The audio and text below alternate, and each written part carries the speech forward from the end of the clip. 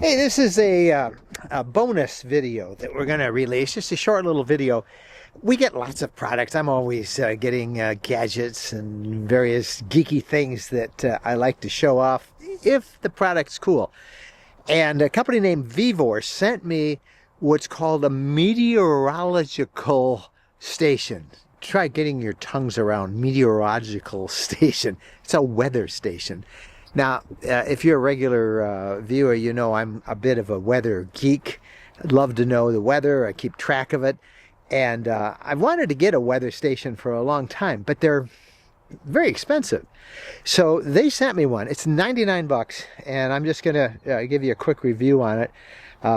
It's really cool. Now, how would I use it with my RV?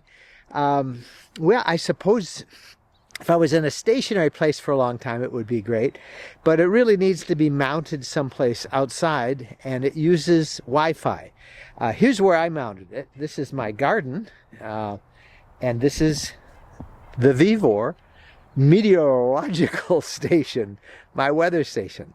Let me show you how it works. This is the outside part with the weather sensors. It comes with a mount you can permanently screw in on various surfaces like roofs, walls, fence posts, whatever, and a short mounting pole. The unit is solar powered. This panel collects enough sunshine to run all day and night. There are wind speed cups, a wind direction vane, and a rain collector. Inside, my weather station display receives data from the outside sensors, offering a full color display of up to the second readings, the forecast, barometric pressure, the indoor temperature, even the amount of light and the UV index. Now, remember I said that it works on Wi-Fi. Well, the Wi-Fi that I use is in my house, which is way over there. You know, the Wi-Fi station is probably about 200 feet away, and this thing makes contact with that great. I'm able to send this to the Wi-Fi network, and then that sends it to the weather monitoring display that I have.